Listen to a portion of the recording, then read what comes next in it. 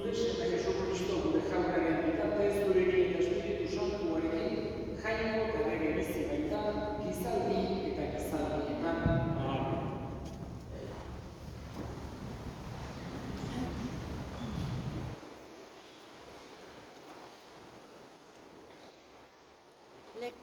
Lectura de la carta del apóstol San Pablo a los filipenses. Hermanos, nosotros somos ciudadanos del cielo, de donde aguardamos un Salvador, el Señor Jesucristo. Él transformará nuestra condición humilde, según el modelo de su condición gloriosa, con esa energía que posee para sometérselo todo. Palabra de Dios.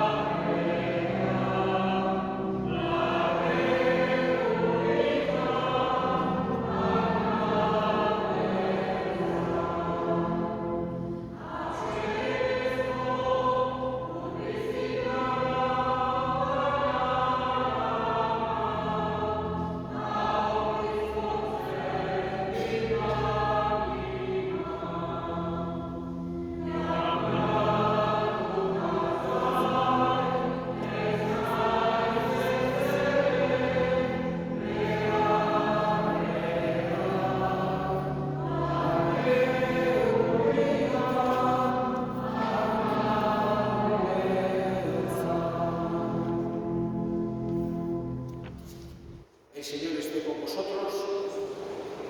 Lectura del Santo Evangelio según San Juan. En aquel tiempo, elevando los ojos al cielo, Jesús oró diciendo: Padre, este es mi deseo, que los que me confiaste estén conmigo, donde yo estoy, y contemplen mi gloria, la que tú me diste, porque me amabas antes de la fundación del mundo. Padre justo, si el mundo no te ha conocido, yo te he conocido, y estos han conocido que tú me enviaste. Les he dado a conocer y les daré a conocer tu nombre, para que el amor que me tenías esté en ellos, como yo también estoy en ellos. Palabra del Señor.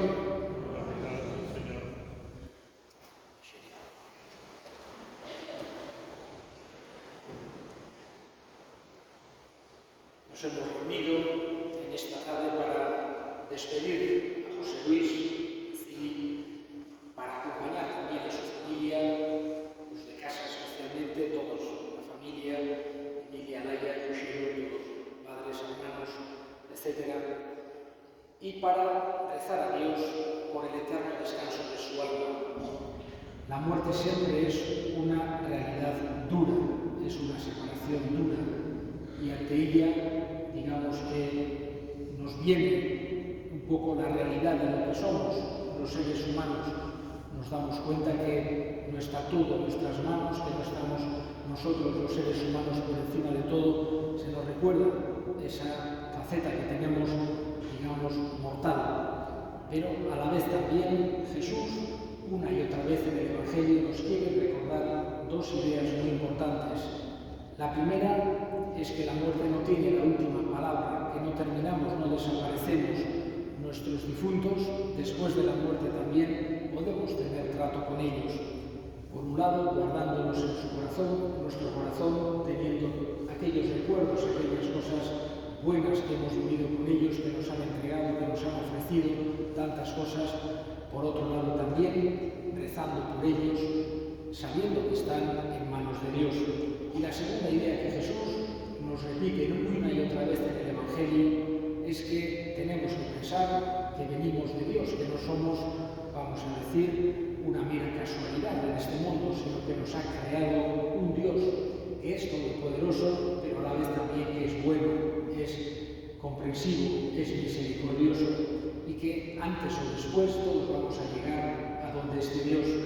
Y quiere Jesús que a pesar de la dureza de la muerte, no le añadamos, vamos a decir así, una especie de miedo o pavor ante ese Dios que nos quiere, que es misericordioso, que quiere darnos, abrazarnos, acogernos. Esa es la gran esperanza que tenemos, que nuestro buen Dios acogerá a nuestro hermano José Luis allá arriba en el cielo, donde le dará, vamos a decir, el descanso, la felicidad, y desde allí también podrá interceder por todos nosotros, muy especialmente por los de más cerca. Hoy despedimos a José Luis, vamos a decir, se nos ha ido muy joven, un hombre con grandes, vamos a decir, la familia, la afición de la caza, Perchovari, con muchísimas cosas, y hoy le despedimos, sobre todo agradeciéndole a él todo lo que ha hecho en su vida, todos sus trabajos, todas sus ayudas, todas sus cosas, agradeciéndole de corazón, teniéndolo, guardándonos siempre con nosotros y también tratando, todos los que estamos aquí, tratando de acompañar de una manera especial a toda su familia, a todos los demás cerca. Queremos estar todos con vosotros. No siempre es fácil, vamos a decir, transmitir el pésame o la cercanía, pero hay distintas maneras de hacerlo, pero una muy importante es la presencia. Hoy esta parroquia abarrotada de Leiza nos muestra esa cercanía, esa solidaridad que quieren mostrar tantos amigos, tantos compañeros de trabajo, tantos compañeros de la escuela, tantos amigos también de vosotros, de la familia, etc. Todas estas flores también, la flor siempre ha tenido un sentido muy importante para honrar de alguna manera a nuestros difuntos, mostrando ese cariño que les tenemos, ese recuerdo, esa flor que nos recuerda la belleza, esa vida eterna que nos recuerda de alguna manera. También, evidentemente, nuestra oración, la oración para los creyentes tiene una importancia grandísima y nosotros encomendamos el alma de nuestro hermano José Luis, pidiéndole a Dios que lo acoja en su seno, que le dé el descanso, la felicidad, que pueda interceder por todos nosotros, por todos vosotros, desde ahí, desde el cielo, y le pedimos también la fuerza para todos los cercanos a él. Hoy se escaza de aguja, muy con una José Luis Gurese Nidean, goiko zeruan har dezala, berakandik gure alde egin dezala.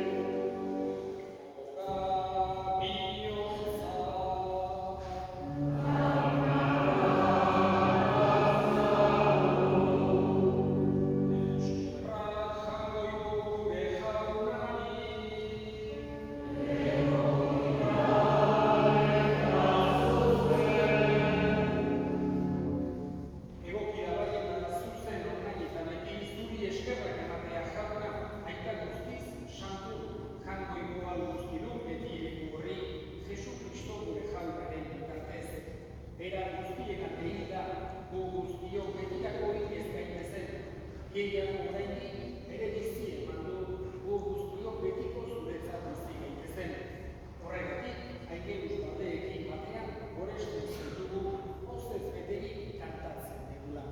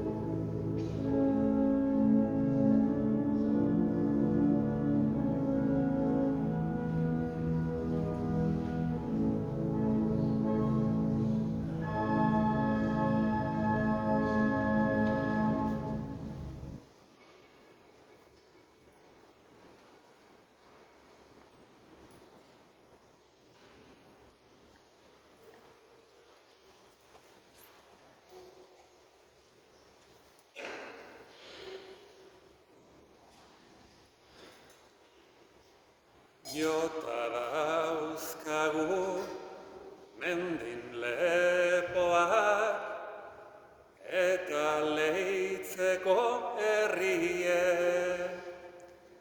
Nahi ez ginuzen lorekin heldu delako udaberriek. Bilatu zinun seme alaben ta etxekoen irriek. Uso eizean eta menditan aurkituz poziturriek. Zauden lekutik zili zaintzazo guztion joan etorriek.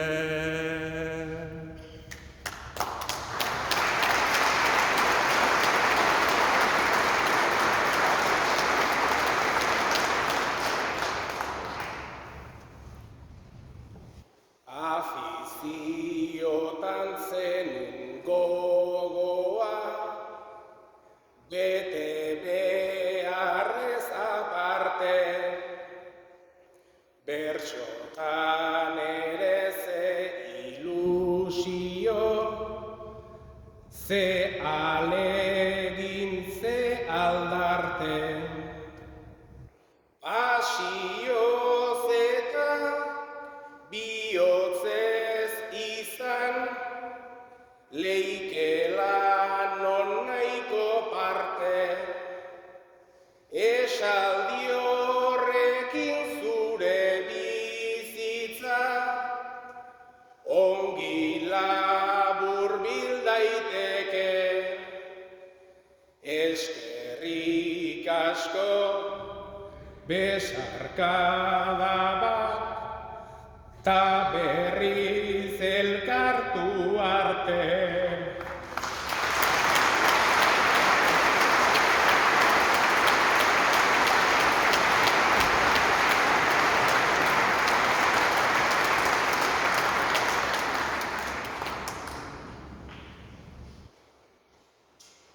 Familia izenek eta parrokia izenean, eskerrik asko, gauza gorezetan guztioi, familiari, zure gertutasuna guztioi. Muchas gracias, en nombre de la parroquia, en nombre de la familia, a todos los que habéis acudido de aquí, a todos los que habéis acompañado a la familia en estos momentos tan duros. La familia está muy agradecida de tantos muestras, digamos, de cercanía, de cariño, está agradecida.